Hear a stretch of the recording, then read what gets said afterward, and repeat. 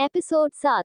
दोस्तों लीजिए हम अपने अगले एपिसोड के साथ हाजिर हो गए हैं। पर कहानी शुरू करने से पहले हम आप सभी से एक रिक्वेस्ट करना चाहते हैं। प्लीज दोस्तों हमारे चैनल को जरूर सब्सक्राइब कर लीजिए। कहानी अब आगे। अगली सुबह नयनतारा ऋचा को बिना जगाए ही कमरे से चली जाती है और ऋचा उसी तरह बेड पर एकदम प्यारी सी मासूम बच्ची की तरह सोए रहती है। लेकिन रेहान आज सुबह ही उठ गया था क्योंकि उसे पता था कि आज जूली आने वाली है। और वो ये सोच परेशान था कि कहीं वो घर आ गई तो घर वालों को क्या बहाना देगा, इसीलिए उसे बाहर ही मिल लेगा। बस यही सोच वो जल्दी उठ उसका इंतजार करने लगा। वो इतनी सुबह जग गया था इसीलिए उसके पास अभी बहुत समय था। तो वो अपने घर में ही इधर से उधर मोबाइल पर किसी से बात करते हुए टहलने लगा। अभी वो कुछ देर ही बात किया था कि तभी उसके कदम खुद ब खुद एक जगह जाकर रुक गए और वो एकदम चुप अपनी आंखों को बढ़ाकर किसी तरफ एकटक लगाए देख रहा था। वो कोई और नहीं बल्कि ऋचा जो सोते समय इतना खूबसूरत लग रही थी। रेहान उसे ही निहार रहा था, पर जैसे ही उससे बात करने वाले का उधर से आवाज आया वो झट से वहां से जाने लगा। अभी वो जा ही रहा था कि तभी उसने देखा कि ऋचा बेड पर नींद में ही अंगड़ाई लेते हुए पलट रही थी। और वो बेड के एकदम साइड में सोई थी तो नीचे ही गिरने वाली थी। ये देखते ही वो फोन कट कर दौड़ पड़ा उसे बचाने। ऋचा जैसे ही गिरने वाली थी रेहान उसकी कमर में हाथ डाल उसे पकड़ लेता है। तभी ऋचा की भी नींद खुल जाती है। पर वो जैसे ही जगती है रेहान को अपने पास देख झट से उठकर बैठते हुए बोलती है, तुम मेरे कमरे में क्या कर रहे थे? और तुम मेरे इतने पास क्यों आए थे? बोलो रेहान। ओ मैम साहब तुम कोई भूल में मत रहना कि मैं तुम्हारे पास आया था। वो तो तुम नींद में इतनी बेसुध थी कि अगर मैं ना आया होता ना तो अभी जमीन पर पड़ी अपने चोटों को देखा हाँ कर रही होती। मेरा तो अब काम ही यही बचा है, जब भी तुम्हें देखता हूँ कोई ना कोई मुसीबत में ही फंसी रहती हो और मुझे ना चाहते हुए भी बचाना पड़ता है। अच्छा अच्छा अब सुबह सुबह मुझे तुम्हारे साथ कोई बहस नहीं करनी है रेहान। तो चुपचाप यहाँ से निकलो। और हाँ रही बात मुझे बचाने की तो अभी 1 साल झेल लो फिर मैं चली जाऊंगी तुम्हारी जिंदगी से, तब किसी को नहीं बचाना पड़ेगा तुम्हें। मैं तो कब से उस दिन का वेट कर रहा हूँ। पर अभी भी कितना वक्त है वो दिन आने में। खैर इस वक्त मुझे तुम्हारे साथ बहस नहीं करना, मैं जा रहा हूँ। तभी ऋचा बोल पड़ी, रेहान 1 मिनट रुको। अब क्या हो गया? जल्दी बोलो क्या बोलना है। वो आज जूली आ रही ना घर? हाँ आ रही है। तो क्या वो मुझसे बिना मिले ही चली जाएगी? तुम उसे घर के अंदर लाओगे नहीं? क्योंकि फिर घर वालों को क्या बताओगे कि वो कौन है? ऋचा की बातों को सुन रेहान कहता है, मैंने उसके बारे में कुछ सोचा है। रेहान अगर बुरा ना मानो तो पूछ सकती हूँ वो क्या है? मैं अभी उसी के आने का वेट कर रहा हूँ। वो आ जाए फिर बताता हूँ। ये बोल रेहान ऋचा के कमरे से चला जाता है। उसके जाने के बाद ऋचा खुद में बोलती है, कितनी अजीब जिंदगी है या ये भी। जूली ने अभी तक मुझे के बार भी कॉल नहीं किया है पर रेहान को उसकी सारी खराब रहती है। उस एक शादी ने हमारे रिश्ते को बदल कर रख दिया। जो बहन मेरी इतनी परवाह किया करती थी अब उसे मुझसे बात करने तक की भी फुर्सत नहीं है। मैं समझती हूँ ये सब क्यों हो रहा है। इधर जमुना ऋचा का सारा सामान पैक कर दी थी और बाहर हॉल में 2 ट्राली लाकर रख दी थी और किचन में सुबह से ही लगी हुई थी ऋचा के पसंद का खाना बनाने में। जब जूली अपने कमरे से निकल बाहर आए और उसने इतना बड़ा बड़ा ट्राली रखे हुए देख हैरानी से बोली, मम्मा ये क्या है? आपने तो दिदू के लिए लगता है सारा घर ही समेट कर बांध दिया है। मैं इतना लेकर जाऊंगी उन्हें देने, अरे वो लोग भी क्या सोचेंगे। जूली की बात सुनते ही जमुमा झट से किचन से बाहर आ हाथ में एक बड़ा टिफिन ले आई और बोली, जूली तुझे ये सब ज्यादा लग रहा है पर इसमें सारा कुछ उसी के यूज का है। एक ट्राली में उसके सारे कपड़े हैं, वो भी हमने बहुत चुन चुन कर दिए हैं ताकि वो पहन सके। और दूसरे ट्राली में मैंने अपने कुछ नए साड़ी रख दिए हैं। क्योंकि अब वो वहाँ रह रही है तो इस हिसाब से यूज साड़ी ही पहनना चाहिए ना। अब वो वहाँ कैसे खरीदेगी तो इसीलिए हमने सोचा कि क्यों ना यहीं से भिजवा दूँ। अच्छा मम्मा ये सब तो ठीक है, अब ये अपने हाथ में क्या लेके खड़ी है आप? अब क्या ये टिफिन भी दिदू के लिए भिजवाना है? बेटा जूली इसमें हमने ऋचा के पसंद के कुछ खाने बनाए हैं। उसे कल से ना ही देखी हूँ और ना ही अपने हाथों से बना कुछ खिला पाई हूँ।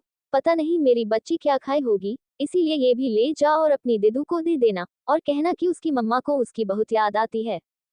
जमुना जूली के सामने ऋचा के लिए इतना फिक्र दिखा रही थी, इससे अब जूली को धीरे धीरे बुरा लगने लगा था। और इसीलिए वो मन ही मन बोल रही थी, दिदू ने हर जगह मेरे हक को छीन ली है। पहले मेरे रेहान की जिंदगी में आ गई और फिर मैंने जैसे तैसे उस बात को एक्सेप्ट की तो अब जाकर मम्मी पापा भी मुझे बात बात पर एहसास दिला देते हैं कि वो इस घर से जाकर भी नहीं गई है। दी को क्या पसंद है क्या नहीं, वो कैसे रह रही होगी, उसके बारे में इतना सोचे जा रही है। और मैं जो यहाँ पर रह रही हूँ मुझसे एक बार भी नहीं पूछी कि मैंने नाश्ता या चाय भी पिया है कि नहीं। सब समझती हूँ मैं, आखिर मैं मम्मा की अपनी बेटी हूँ लेकिन फिर भी उन्हें बसदी की पड़ी है। जमुना जी जूली को किसी सोच में खोई देख उसके कंधे को हल्के से हिलाते हुए बोली, अरे बेटा तू किस सोच में खो गई है? ये ले टिफिन और जल्दी से जाकर ऋचा को दे आ, वैसे भी वो तुझसे मिलकर बहुत खुश हो जाएगी। जमुना की बात सुन जूली मन ही मन बोली, पर मम्मा मुझे दिदू से मिलकर पता नहीं कोई खुशी का एहसास नहीं हो रहा है, बल्कि अब तो मुझे ऐसा लगने लगा है कि वो मेरा हक छीनने लगी है। मैं चाहती नहीं हूँ कि मैं दी के बारे में ऐसा सोचूं, पर पता नहीं ना चाहते हुए भी मेरे दिमाग में ये सारी बात आने लगी है। पर छोड़ो, अब एक साल किसी तरह ये सब बर्दाश्त करना पड़ेगा। फिर जमुना को देख बोल पड़ी, मम्मा लाओ दो, मैं निकलती हूँ। इतना बोल जूली वो दोनों ट्राली ले निकल पड़ी और अपने घर की कार में सामान रख खुद ड्राइव कर चली गई। इधर रेहान पहले से ही घर से बाहर गार्डन में टहल रहा था ताकि जूली आए तो उसे घर में क्या बोलना है वो बता सके। कुछ देर यूं ही घूमने के बाद वो जाकर गार्डन में लगे झूले पर बैठ गया और मोबाइल चलाने लगा। तभी जूली कार ड्राइव करते हुए गेट से अंदर आ गई। जैसे ही रेहान ने कार अंदर आते हुए देखा, झट से झूले पर से उठकर कार के पास दौड़ता हुआ चला गया और गार्ड से बोला, आप जाइए, ये मेरी फ्रेंड है, इसे मैं अटेंड कर लूंगा। रेहान के कहने पर गार्ड वापस जा गेट पर खड़ा हो गया। इधर जूली जैसे ही कार से निकली, झट से रेहान उसके गले से लग बोला, मैंने तुम्हें बहुत मिस किया यार। मैंने भी बहुत मिस किया है रेहान, मुझे तो सारी रात नींद भी नहीं हुई बस टेंशन में, और तुम्हें कॉल की तो तुमने कॉल रिसीव भी नहीं करा। वो सॉरी जूली, मैं रात थोड़ा जल्दी ही शायद सो गया था और मेरी नींद भी नहीं खुली, इसीलिए नहीं रिसीव कर सका। रेहान के कहने पर जूली मुस्कुराते हुए बोली, कोई बात नहीं बेबी, मैंने तुम्हें माफ किया, अब जल्दी ही मुझे एक झप्पी दे दो। जूली इतना बोल वापस से रेहान के गले से लग गई। रेहान भी उसे अपने गले से लगा बहुत खुश था। ये सब ऊपर खड़े ऋचा देख रही थी। उसे उन दोनों का ऐसे गले से लगना बुरा नहीं लगा, बल्कि उसे इस बात से दुख हो रहा था कि जूली उससे मिलने नहीं बल्कि रेहान से मिलने आई थी, सिर्फ उसके कपड़े पहुंचाने के बहाने से। इसीलिए ऋचा खुद में ही बोली, प्लीज भगवान जी, आपने मेरी शादी रेहान से क्यों करवा दी?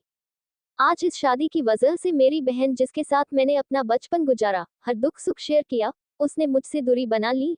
अब उसे मुझसे मिलने की कोई खुशी नहीं है। ये सब देख मुझे दिल में बहुत तकलीफ हो रही है। मैं ये बात किससे जाकर कहूँ, किसे बताओ? इसमें उसकी भी कोई गलती नहीं है। किसी भी लड़की के बीएफ के साथ अगर उसकी बहन की शादी हो जाए तो उसका बर्ताव अपने बहन के प्रति ऐसा ही होगा ना। आखिर गलती से ही सही, पर मैंने उसकी जगह लेने की कोशिश तो की है ना। ऋचा ये सब बोल खुद को सांत्वना दे रही थी और फिर जल्दी से छत पर से उतर बाहर आते हुए अपने चेहरे पर एक नकली मुस्कुराहट बिखेरे जूली से बोली, अरे जूली मेरी बहन, तू आ गई। तुझे पता है मैं कब से तुमसे मिलने का इंतजार कर रही थी। अब एक बार जल्दी से अपने स्टाइल में एक बार गले मिल ले। ऋचा जूली के सामने एकदम ऐसा बिहेव कर रही थी जैसे उसे कोई बात बुरा लगा ही ना हो, पर जूली के मन में अब ऋचा के प्रति उतना प्यार रह यही नहीं था, बस था तो नफरत जैसा कुछ, जिसे अभी वो समझ तो नहीं पाई थी। बस चाहती थी कि ऋचा से दूर रहे, और इसीलिए जब ऋचा ने अपना बाह फैलाकर जूली से गले मिलने आगे बढ़ी, जूली झट से रेहान से बोल पड़ी, अरे रेहान, तुम मुझे कुछ बताने वाले थे ना, बोलो क्या बताना था? जूली के इस हरकत से ऋचा के दिल को बहुत धक्का पहुंचा और वो एक पल में ही समझ गई कि जूली उससे गले तो क्या बात तक नहीं करना चाहती है, पर फिर भी वो ये सब बात को इग्नोर कर मुस्कुराते हुए ही बोली, जूली तू एक काम कर, तू रेहान से काफी टाइम से ठीक से बात भी नहीं कर पाई है ना, तो तू इससे बैठकर बात कर। मैं तब तक टीम दोनों के लिए मस्त गर्मा गर्म चाय और कुछ नाश्ता बना कर ले आती हूँ। ऋचा अपने दिल में हो रहे तकलीफ को छुपाए झूठी मुस्कान के साथ इतना बोल गार्डन से घर के अंदर जाने लगी। तभी जूली बोली, एक मिनट दी। जूली का यो अचानक से रोकना ऋचा को एक पल के लिए लगा कि वो उससे गले मिलने वाली है, और जैसे ही वो खुशी से उसकी तरफ मुड़ते हुए बोली, हाँ जूली बोल। तभी जूली बेमन ही बोलती है, ये आपके लिए मम्मा ने आपके पसंद के खाने और ये कपड़े भिजवाए हैं, ये लीजिए। इतना बोल जूली वो टिफिन ऋचा के हाथों में थमा देती है और फिर रेहान के साथ वहां से चली जाती है। जूली के इस हरकत से ऋचा अपने आंखों में भरे आंसू को बहने से रोक नहीं पाए और वो रोती हुई घर के अंदर चली गई। इधर जूली के बिहेव से रेहान बिल्कुल हैरान था, पर उसे समझ नहीं आ रहा था कि कल रात तक तो जूली ऋचा के लिए उससे लड़ रही थी, फिर अभी वो ऋचा से मिलकर खुश होने की बजाय इतनी रूडली बिहेव कैसे कर सकती है। इसीलिए वो पूछ बैठा, जूली मुझे एक बात समझ नहीं आ रही है, तुम तो अपने बहन से इतना प्यार करती हो तो फिर तुम उसके साथ अभी ऐसा बर्ताव क्यों की? जानती हो तुम्हारे इस बर्ताव से उसे कितना बुरा लगा होगा।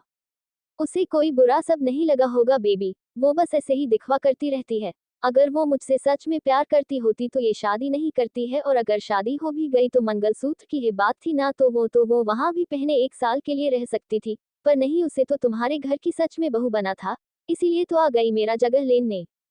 मैं दी को बहुत प्यार करती थी, पर अब मुझे समझ में आ रहा है कि दी ने मुझे कभी प्यार ही नहीं किया था। बस वो अपने आप को अच्छी दिखाने की कोशिश करती रहती थी। उन्हें जब भी देखती हूँ तो मुझे उनके गले में वो मंगलसूत्र दिखाई देता है जिसे तुमने उसे पहनाया है। पर जूली वो सब बस कुछ दिनों के लिए ही है ना, तो फिर तुम इतना गुस्सा क्यों हो रही हो? क्या तुम्हें मुझ पर भरोसा नहीं है? नहीं रेहान, ऐसी बात नहीं है, मुझे तुम पर पूरा यकीन है और मुझे पक्का पता है कि तुम कभी भी मुझे धोखा नहीं दोगे, पर मुझे दी पर भरोसा नहीं है। वो शुरू से ही सबकी लाडली बन मेरी जगह ले लेती है, और मुझे पता तक नहीं होता है।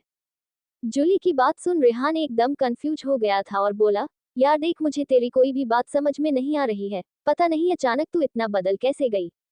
देखो जूली, तुम्हें रिचा के साथ ऐसे बिहेव नहीं करनी चाहिए। अरे वो तो तुम्हें कितना ज्यादा प्यार करती है, तो फिर मैं देख रही हूँ रेहान, दिदू सिर्फ तुम्हारे साथ एक दिन ही रही है और उन्होंने तुम्हें भी मुझसे छीनना शुरू कर दिया है। तुम्हें भी तो दिदू पसंद नहीं ना थी, पर एक ही दिन में ऐसा क्या हो गया कि तुम उसकी साइड लेने लग गए? मैं तुम्हें क्या समझा रहा हूँ जूली, और तुम बात को किस दिशा में ले जा रही हो? मुझे क्या, अगर तुम्हें नहीं बात करना है अपनी बहन से तो मैं तो बस इसीलिए बोल रहा था क्योंकि मैं जानता हूँ कि तुम्हें भी रिचा से बात ना करके बहुत दुख हो रहा है। भले ही तुम जताओ ना, पर मैं समझता हूँ। हाँ, थोड़ी दुख है, पर जल्द ही ये सब खत्म हो जाएगा। वैसे भी अगर मैंने उनसे बात करी तो गुस्से की वजह से कुछ बोल दूंगी। इससे अच्छा है कि उनसे दूर ही रहूं। वैसे तुम मुझे बताओ, मैं जब से यहाँ आई हूँ तुमने एक बार भी मैं कैसी हूँ ये नहीं पूछा, बल्कि रिचा से बात कर लो, उससे बात क्यों नहीं की? उसमें लगे पड़े हो क्या? अब हमारे बीच बातों में भी दिया आ गई है। जूली ये बात चिढ़ते हुए बोली। ये तुम कैसी बात कर रही हो जूली? तुम्हारे बातों से तो यही लग रहा है रेहान। अच्छा चलो, अब मैं एक बार भी रिचा का नाम नहीं लूंगा। अब बस हम दोनों अपने बारे में बात करेंगे। अब खुश? रेहान के कहने पर जूली उसके सीने से चिपक कर लग गई और खुशी से बोली, हाँ बहुत खुश हूँ। इधर जब रिचा किचन में जाकर चाय बना रही थी और एक प्लेट में बिस्किट सब निकाल सजा रही थी तो नयनतारा को थोड़ा अजीब लगा और वो किचन के अंदर जाते हुए बोली, रिचा बेटा, ये तुम किसके लिए निकाल रही हो? कोई आया है क्या? नयनतारा के पूछने पर रिचा झट से बोलने लग जाती है कि हाँ आंटी, वो मेरी बह। लेकिन फिर अचानक उसे याद आ जाता है कि रेहान ने तो घर में किसी से सच कहा ही नहीं है। अभी तो गलती से वो सच बोलने वाली थी। उसे ऐसे बोलते बोलते चुप हो जाते देख नयनतारा को उसकी फिक्र होने लगी और वो बोली, बोलो रिचा, किसके लिए ये सब कर रही हो? कौन आया है? वो आंटी, दरअसल मैं जब बाहर गार्डन में गई तो देखी कि रेहान की एक दोस्त आई हुई है और वो उससे बैठकर बस ऐसे ही बात कर रहा है। ऐसे कोई घर पर आए तो कम से कम उसे चाय नाश्ता तो कराना चाहिए ना, तो बस मैंने यही सोच उन्हीं के लिए चाय बना ली और ये बिस्किट भी उन्हीं के लिए है। क्या रेहान का दोस्त? उसने उसे अंदर क्यों नहीं लाया? मैं अभी जाकर देखती हूँ कौन है। नयनतारा किचन से जाने लगी रेहान के पास, लेकिन रिचा एकाएक घबराते हुए मन में बोलने लगी, अगर इस वक्त आंटी बाहर चली गई और उन्होंने से रेहान से पूछा कि वो लड़की कौन है तो फिर वो फंस जाएगा। इससे अच्छा है कि मैं ही आंटी को इधर रोक लेती हूँ। इतना सोच झट से रिचा नयनतारा के आगे जा खड़ी होते हुए बोली, वो आंटी आप क्या करेगी वहां जाकर? वहां वो दोनों बातें कर रहे हैं। हो सकता है रेहान अपने प्रोजेक्ट के सिलसिले में बातें कर रहा होगा। आप मेरा एक काम करेगी? ये बात बोलते हुए रिचा थोड़ा हिचक रही थी। हाँ बोलो ना रिचा, क्यों नहीं करेंगे? आंटी, ये चाय मैंने आपके लिए और राजेश अंकल के लिए बनाई है, तो क्या आप उन्हें ये चाय दे आएंगी? और आप भी पीकर हमें बताइए कि कैसी बनी है। तब तक हम उन्हें भी चाय देकर आते हैं बाहर से। अरे वाह, सुबह सुबह आज हमारे अलावा किसी और ने हमें चाय बना कर दी है। सच में बेटा, तुम बहुत अच्छी हो और तुम्हारे संस्कार भी बहुत अच्छे हैं। लाओ तो हम दे आते हैं उन्हें चाय। नयनतारा को रिचा में बातों में उलझा दूसरे कामों में लगा दी, और जब नयनतारा वहां से चली गई तब रिचा गहरी सांस लेते हुए खुद में बोली, चलो कम से कम इतना तो मैं कर पाए अपनी बहन के लिए। अगर आंटी बाहर चली जाती तो रेहान को उसके बारे में आंटी से या तो झूठ बोलना पड़ता या फिर उसे जल्दी से घर भेजना पड़ता। वैसे भी मेरी वजह से दोनों के बीच बहुत दूरियां आ गया है। वो दोनों चैन से बातें भी नहीं कर पाते हैं। अब जल्दी से जाकर उन्हें ये चाय दे देती हूँ, और फिर वापस किचन में आ जाऊंगी और आंटी के कुछ काम में हाथ ही बटा दूंगी। इतना बोल रिचा चाय का ट्रे उठा किचन से निकल गई। जब रिचा बाहर गार्डन में पहुंची तो रेहान और जूली को एक दूसरे से चिपक कर गले लगे देख थोड़ा अनकंफर्टेबल हो गई और इसीलिए अपनी नजरें झुका बोली, ये चाय मैंने तुम दोनों के लिए बनाई है, यहाँ रख देती हूँ, पी लेना। ये बोल चाय की ट्रे वही झूले पर रख वहां से चली गई। उसके जाने के बाद जूली वो चाय का ट्रे ले एक कप रेहान को दी और खुद भी ले बोली, लो रेहान, चाय पियो और यहाँ बैठकर कुछ टाइम मेरे साथ स्पेंड करो। फिर तो हम कब मिलेंगे पता नहीं, क्योंकि तुम आजकल ज्यादा ऑफिस भी तो जाते नहीं हो और घर में रोज आ नहीं सकती हूँ। अगर जूली तुम्हें मिलना हो तो तुम बाहर तक आ सकती हो। मैं खुद बाहर आकर तुमसे मिल लिया करूंगा। वैसे भी घर के अंदर नहीं ना जा सकती हो, बाहर तो मिल ही सकती हो ना। हाँ रेहान, पर इस तरह कब तक चोरों की तरह मिलेंगे? इससे अच्छा है कभी कभी ही मिले। मुझे बिल्कुल भी अच्छा नहीं लगता है अंकल आंटी से छुपकर मिलना। अगर आज ये शादी नहीं हुई होती तो कोई प्रॉब्लम ही ना होता। तुमसे मैं खुलकर मिल सकती थी और तुम अपने पेरेंट्स को बता सकते थे कि तुम मुझसे प्यार करते हो, पर अब अगर बताओगे और गलती से उन्हें इस शादी के बारे में पता चल गया तो खामखा तुम्हारे लिए प्रॉब्लम हो जाएगी। थैंक्स जूली, मुझे इतना समझने के लिए। और मैं तुमसे वादा करता हूँ कि मैं बीच बीच में तुमसे मिलने तुम्हारे घर के बाहर आया करूंगा। इसमें थैंक्स की क्या बात है रेहान? मुझे पता है तुम भी इस सब में फंस कर कितना टेंस फील करते होंगे। अच्छा अब मैं चलती हूँ, इससे पहले कि आंटी बाहर आ जाए और फिर तुम्हें कोई झूठ बोलना पड़े। बाय। अच्छा ठीक है, लेकिन कार अच्छे से ड्राइव करना और स्लो भी। ठीक है बेबी, तुम मेरी इतना टेंशन मत लो, मैं अच्छे से चली जाऊंगी। हाँ एक बात और, तुम मुझसे प्रॉमिस करो कि तुम दिदू के साथ एक कमरे में नहीं रहोगे। अरे ये बात तुम्हारे दिमाग में कहाँ से आई जूली? तुम्हें तो मैंने बताया था ना कि घर में मैंने इस शादी के बारे में बताया ही नहीं है, तो फिर एक कमरे में रहने की बात कहाँ से आ गई? जूली अपने सर पर हल्का सा मारते हुए बोली। ओह हाँ, मैं ये कैसे भूल गई। पता नहीं तुम्हें खोने के डर से बस मन में ऐसी वैसी बातें आती रहती है, पर फिर भी दी से जरा दूर ही रहना। वैसे भी तुम्हारी दी के पास जाकर मुझे लड़ाई करने का कोई शौक तो है नहीं, तो तुम परेशान मत हो, मैं उससे दूर ही रहूंगा। रेहान के गले मिल जुली वहां से अपना कार ड्राइव कर वापस घर जाने के लिए निकल गई। रेहान भी जुली के जाने के बाद घर के अंदर आ अपने कमरे में जाने लगा। तभी नयनतारा बोल पड़ी। रेहान बेटा, तुम्हारा कौन दोस्त तुमसे मिलने आया था जो बाहर से मिलकर ही चला गया? तुम्हारे सभी दोस्त को तो मैं जानती ही हूँ, तो फिर ये कौन नया दोस्त था? नयनतारा की बात सुनते ही रेहान एकदम हैरान हो गया और मन ही मन बोला, कहीं मॉम ने बाहर मेरे साथ जूली को देख तो नहीं ली? अब मैं क्या बोलूं उनसे? रेहान अभी वो सोच ही रहा था, तभी पीछे से ऋचा आते हुए बोली, ये तो वही दोस्त है ना रेहान तुम्हारा, जिसकी मदद तुमने कल रास्ते में करी थी। कल रेहान ने मदद की थी? तुम क्या बोल रही हो ऋचा बेटा, मैं कुछ समझी नहीं। आंटी मैं आपको बताती हूँ, वो जब मैं चाय लेकर बाहर गई तो मैंने देखा कि वो वही लड़का था जिसकी मदद कल मुझे घर लेकर आते समय रेहान ने पैसों से करी थी। उसे कुछ पैसों की जरूरत थी और उसके पास उस समय पैसे नहीं थे, बस इसीलिए रेहान ने उसकी मदद कर दी थी। वही पैसा आज वो लौटने आया था, है ना रेहान? ऋचा की इतनी अच्छी झूठी कहानी सुन के एक पल को तो रेहान को भी यकीन हो गया कि ये सच है, पर वो मन ही मन बोला, अरे वाह, इसने तो इतना अच्छा झूठ बोला है कि सुनने में बिल्कुल सच लग रहा है। हाँ मॉम, ये वही दोस्त था कल वाला, आप नहीं जानती है उसे? अगर ऐसी बात थी तो तुम उसे लेकर घर के अंदर आते ना, हम भी मिल लेते तुम्हारे इस नए दोस्त से। हमें तो ऋचा बाहर जाने ही नहीं दी, नहीं तो हम आ ही रहे थे। पर कोई बात नहीं, अगली बार जब भी वो यहाँ आए तुम उसे घर के अंदर लेकर आना।